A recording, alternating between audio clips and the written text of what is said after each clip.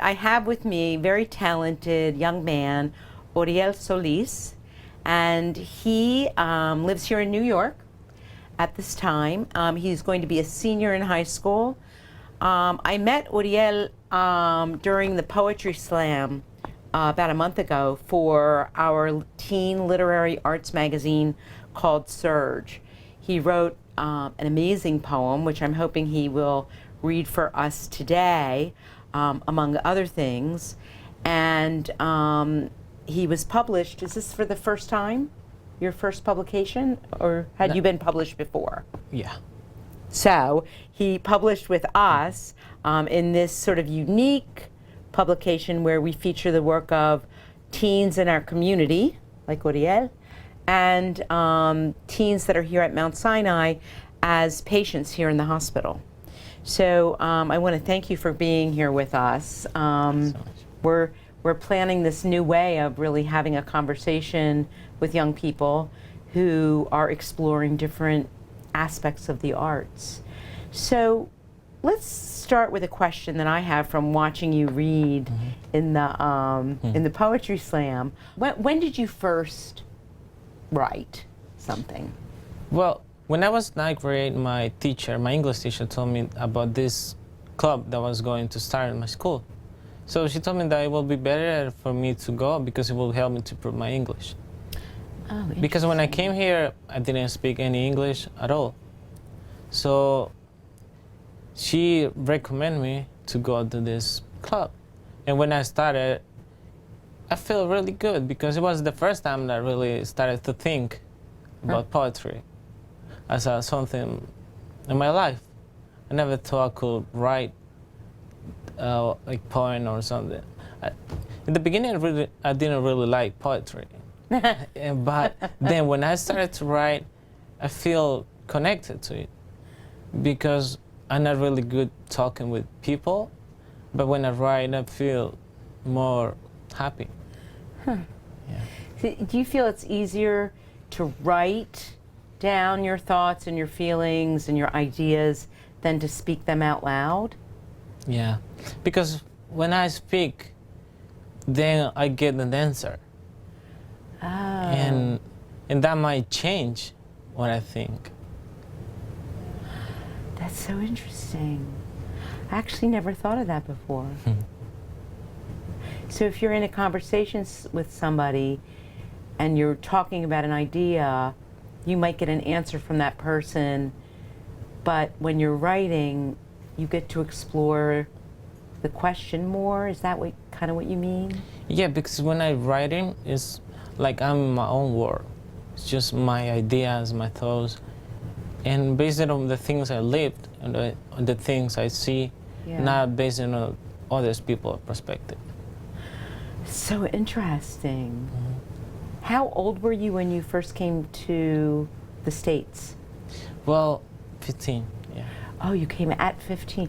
Your English, it sounds to me like it's very good. Thank you. Does it feel to you like you still struggle, or do you think that you're still working on it or something? Because I find you very easy to understand, actually. Thank you. But I still keep learning more and more. Yeah. Do you write in English, or do you write first in Spanish and then translate? Like, what's your process? Well, I only write in English. Because... Really? Wow. Like, for example, my mom, last time that I read this poem here for the search, and she didn't really understand because she doesn't speak English at all. Okay. Oh, but when I wanted to translate to her, it was like rewriting the poem because some things don't really make sense in Spanish. Oh. So translating it would make it into something else. Yeah, kind of, yeah. Some words don't really match. And I will start to think what words to use. It will be kind of two different poems. But yeah. But maybe you could do it that way. Maybe you could do like a companion poem.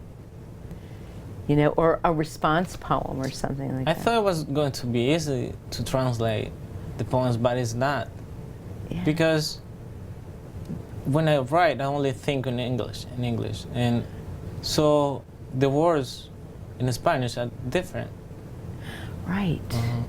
So it took me like a half an hour to write the poem for her in Spanish. For your mom? Yeah. And what did she say when you read it to her in Spanish, or when she read it in Spanish? Well, she was proud of me. Yeah. Yeah. I guess because so. they don't really know I write. Oh. That was like news to her, Yeah. that you were writing? So was it a surprise? Yeah. Wow. Had you in your life, either before then or in that period at school, ever read poetry, like some of the great Spanish poets, or some of the great English poets or others? Had you in any kind of class read poetry or studied it? I don't really remember. That's like what's fascinating to me, is that you found your own process through, I guess, the teacher, the writing teacher, to create a poem or a piece of writing without really knowing, the history of poetry, for example. It's really interesting. I don't really know that many like famous writers. Yeah. I don't really know one at all. Yeah. Because I don't really like to read books. Yeah. But I do like to write. Interesting. Yeah. Because when I write, I feel more like happy, comfortable than when I read. When I read, it's hard for me to find a good book that I really like. But Okay. it's better when I start to write. Right. Because it's my own ideas, and that makes me feel good. Well, it's empowering in a way. That, I don't know if people use that word anymore in school, like to feel empowered, like to have a feeling of, I was able to say something, I was able to use my own voice. A lot of times when we speak to the young people here, the teenagers, about writing, that's kind of what they say to us, that it helps them feel a kind of strength of their own ideas, which I think is, for those of us that work in the hospital and are looking for ways through the arts for people to express themselves, that's really important for us to hear, right? That's like so would you be willing to read us something from your writing Sure. work? What do you want to start with? I wrote this poem about my journey to here because I came illegally. Okay. And so this poem is some kind of a little bit of what it's like to come here. This was the last poem I wrote with Sarah, and I really like this poem. Wow. What's this? Do you title all of your poems, or do you leave some of them untitled? No, I titled them. Okay. Well, let's hear the title and then the work. Well, this one is called Just a Little Bit of the Truth. Wow. Well, let me tell you that for me, coming to the US was the most cool and dangerous thing I ever did. There will be dangers that will challenge you to give your best. The sun, the draft, the hunger will show you what you are made of. You will see many different faces look into the same little red light that looks close but it's not. Remember your father, your mother. They went through the same path, and now it's your turn. It's the time for you to show that you can. Do not trust anybody, because at the end, it will be just God, you, and the money you hide in your socks. Wow. That is really powerful. Can you read the line again about the red light? The little. That was like a place in the poem where you just kind of stop. It's an amazing image. Read that part again. You will see many different faces look into the same little red light that looks close, but it's not. Yeah, that looks close, but it's not. That part, for the person listening to it, for me anyway, it really kind of stops you into the reality of being in that situation. Something looks close, but it's really not. Yeah. It looks like you can just get there, or it looks like you can just take that path, but you get on the path and it's like way more complicated than that. And the title also. Talk about the title. What were you intending? Because it's a very powerful title. Because this is just part of it. The journey is not really easy, and many people know it. So, for me, it wasn't that difficult, I think, but it's not the same for everybody. And I think just this title tells you to think. Is like, what happened next? What happened before? Or like, how was it? And to think more about the really message of the poem. Yeah. Well, there's the word truth in there, right? Yeah. So there's a little bit of the truth, you know. And I think part of what happens for people that haven't experienced something is they actually might not really understand what the truth is about, right? They have their own idea. So a poem like this kind of really moves you into understanding something about another person's point of view, right? I mean, that's what it feels like to me. Yeah. Have you published this one, or is this? Well, this one is in with the YCT magazine. Oh, I yeah. wrote for them, Yeah. and this one is in one of my articles. Oh, really? Yeah. So you said in the beginning, before you read this, that you came here illegally. So what does that mean to you now? How comfortable do you feel writing with your name or speaking, on video with your name and everything like that? Is there a feeling of like concern about that? Well, now I got my documents and everything, but I never feel like that fear because I knew that I wasn't from here. Right. And if I was going to go back, I would go back. Right. But I thought like the stereotypes that people said is that makes you feel more afraid of what happened. But I never let what the other people's opinions about immigrants, about the fear that they had to affect me too. So I just, for the magazine, I really didn't use my name because I wanted also to protect my family. Right. Because I mentioned more things. This is just a little bit of truth, but in that article, I mentioned almost everything. Do you think what you just said for me brings up a really important question about writing, about art, about expression. Does it take courage to write? It does. Because you don't really know, because for you, it might mean something, but for the reader, it might mean something different. Right. It might affect them, or it might help them to feel good or to know something. But it's just like to think about what the other people would also think, but to be yourself also, not just letting your writing to be guided by others. Right. So there's something about integrity, following your own voice, and imagining how it might be received by someone else. Yeah. That does take courage, doesn't it? Yeah, because some people might feel connected to my writing. Right. And that's what the writing is for me, to share my experience or my thoughts and to inspire other people to feel connected to it and to share also, to not be afraid. Right, to show somehow that if you do take that position and the courage it takes to say your own thoughts, as you say, your own ideas, that it could be helpful to someone else. And here, what's interesting is, the Surge magazine and Kids Own TV, where our audience is really parents of kids that are in the hospital and kids that are in the hospital. Yeah. So you've never been in the hospital, No. but you've had your own life journey, Yeah. some of which has been challenging, probably.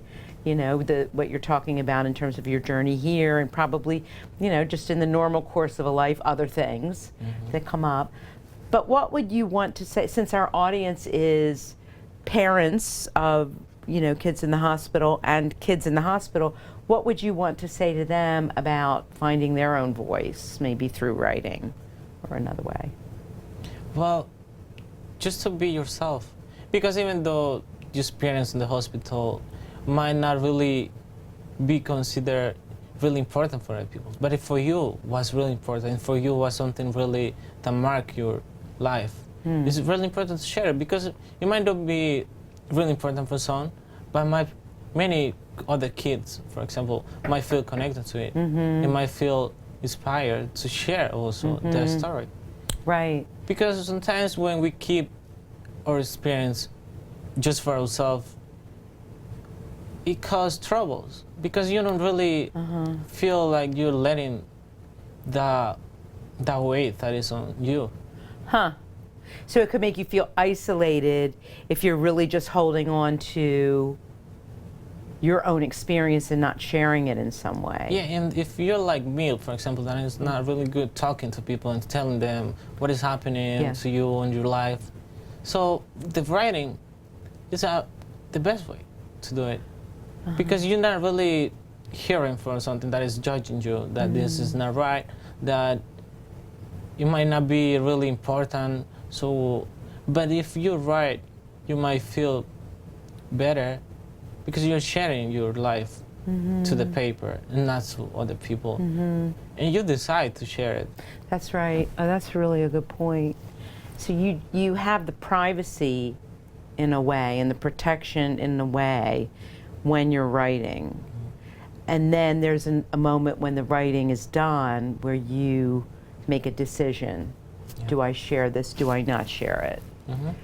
How do you make that decision? Well, for me, I didn't have that many trouble doing it, because I would feel like it would be important for me to share. Because in my school, for example, there is many kids that have the same experience that I had. So if I do share my experience, they might feel connected to it. I might even make new friends. That's true. Or they might even start to write too. And I didn't really have that many trouble. I heard you say, you know, a couple minutes ago that you might even inspire someone. And that seems like a very powerful thing to do. You know, that maybe you're not, maybe as you're writing the poem, you're not thinking, oh, I'm going to inspire someone. You're in the poem when you're writing it, right? And then afterwards, you could have the thought, do I want to share it? Do I not? And I think what I hear you saying is that if you decide to share it, there could be an intention to inspire someone, that someone might share this feeling that you had, or this idea that you had. Yeah, because I usually, well, all the time when I write, I'm not thinking about like sharing it.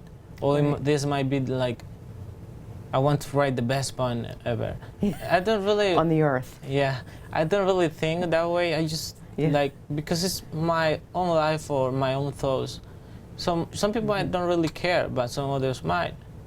And because this can inspire someone else too, because I got inspiration also. And these writers didn't really think about like, oh, I'm gonna write this poem so this kid can write his. Right. And it doesn't really, it's like, you don't really write thinking about that. As you're writing, you're not thinking, let me inspire. And yet the effect can be that your work inspired someone else. Let's hear another poem while we're at it.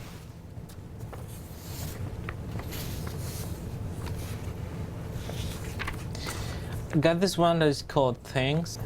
That I can be alive because you are the reason for me to survive. That I can be the person you love even when the rest of the world hates us. That I can be by your side because thanks to you I feel I'm strong enough to fight. For everything I have, for everything I have lost. For the things I need and for the things I want. Thanks. Thanks for your patience. Thanks for your love. Thanks for your help. Thanks for your support. Thanks for your advice. Thanks for your wisdom. Thanks. Thanks, Mom. Thanks, Dad. Thanks, Grandma. Thanks, friends. Thank you, my love. So, was there a single person that inspired you for that piece, or was it really that whole group that you name at the end? Yeah, it wasn't really many people. Yeah? I was thinking about my teachers, about my friends in Salvador, my grandma, my father. Yeah. So even they don't really know about this one, but Oh, they don't even know. uh-huh. You've never read it to them. No, but that makes me feel good because Yeah. I was thinking about that and then I write. Yeah. Yeah. Right. So there's a difference somehow. It seems like what you're saying is between just thinking not just thinking, but thinking something and writing it down. So the writing it down does what for you with a piece like that? Well, because sometimes I cannot say, "Oh, thanks, Mom, for this," because I don't really feel comfortable. But I feel like writing even though when I share it to them, they might feel good, they might feel happy, because I'm writing to them. And at the moment I share it to them, it will be like saying thanks, but in a different way. Yeah. In a nice way. That's really interesting, that kind of perception of what impact something written down can have on another person, right? So I'm just curious, in your personal life, do you still have contact with your grandparents, or did you lose contact with them when you moved here? What's that like? Well, back in El Salvador, I just lived with my grandma. Okay. Because both of my parents were already here. Okay. They came here when I was really little. young, so my grandma raised me, but I still have communication with her. Okay. Yeah. So does she know that you're publishing Not your really, writing? Not really. Is this like a secret? Yeah. So you've experienced different kinds of losses in your life. It means that in itself, having your grandmom be living in a different country, you don't have day-to-day contact with her. Do you write about those kinds of things, or do you leave those kinds of things sort of separate in terms of your writing process? Well, I don't really write about that. Yeah. Because, I don't know, I don't really feel comfortable. Yeah. Because I don't really like to get sentimental. Right. And just like, to her, I only talk through the phone. And that's when I said the things I have to say. Yeah. So you have contact with her. Yeah. That's really interesting what you said about not wanting to write things that are sentimental, right? Because I found the piece in here that you read, Where I'm From, when you read it, I thought it was so powerful, really. You know, very, not emotional, but kind of profound. And yet, when you read it, I also experienced a kind of ease, like that you weren't writing from a place of horrible loss or, you know, something that you actually didn't have anymore. It felt like in writing the poem, somehow you still have it. You still have your relationship to, you know, the streets and the bricks and the roof tiles. Do you know what I'm saying? And that made me think about, you know, the function of poetry and the function of writing, that it's somehow, it's not sentimental. It's not to mourn a loss or something like that. It's to keep something alive in a certain way. Yeah, because when I wrote that poem, Sarah made us think about our five senses. So when I was thinking about that, it was like I was there. Yeah. And I was writing from there. Yeah. So that's when I started writing. And I really liked, because it was like, the writing took me to the place I grew up. It was like I was there writing, seeing the cars, the trees and everything. Yeah. And that made me feel good. made me feel at home. Yeah. And it helped, and that's interesting that you're sharing with us the direction from Sarah, who's the writing teacher, was to write from a perspective of using all 5 senses, that kind of exercise of doing it that way really created a very strong present-oriented poem about something that's actually in the past, but it's still in the present, because it's still in you and in your senses, right? Yeah, because at the time I read it, it takes me there, but also when the reader read it, Yeah. it's like it brings the person there. Yeah, that's how I felt when you read it. Like I think I would have felt that way just reading it too. But there was also something about the way that you read it that was, I thought, very, very strong. I think we might have time for one more poem. Do you have one more there? Yeah. This is great. This is our first poetry interview, and I feel really good about it. Okay. I wrote this poem for an English assignment because we were reading the speeches that famous people did. Okay. And I read Martin Luther King, I Have a Dream. Oh, wow. So my teacher told us to write something in response to it. Maybe another speech or a letter, a poem. Okay. And I decided to write a poem. And it's also This is great.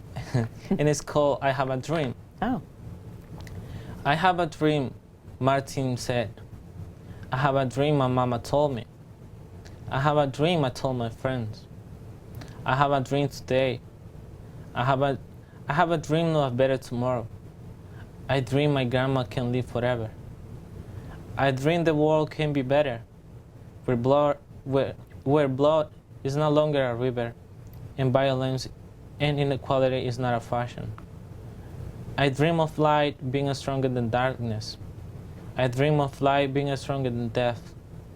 I dream of the day where the warmth of a family is stronger than the heat of the sun. I dream of myself being better than yesterday.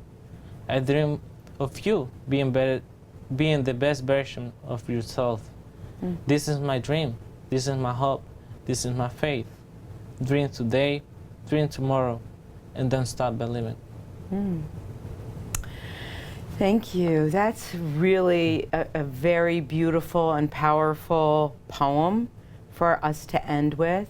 I think we could probably listen to you read your poetry all day, but because we're really trying to keep this as a segment, I think we want to thank our Kids Zone TV team for recording this. We want to thank Sarah Dorfman from Teachers and Writers for working with you, inspiring you, bringing you to our attention through the magazine and through our poetry slam. And we want to thank you, Uriel, because your work is very powerful. Your thinking about your work is very beautiful. And I find you to be very articulate. I know you said a couple times that you don't like talking so much, the ideas out, but you're really articulate. So, I usually don't start the conversation, but once you get going. Yeah. Well, thank you for being here. Our patients and families are going to enjoy watching this segment, and maybe they'll even be inspired by your work and your ideas. Thank you. So thank you so much for Thank you. joining us. It's a pleasure. Thank you.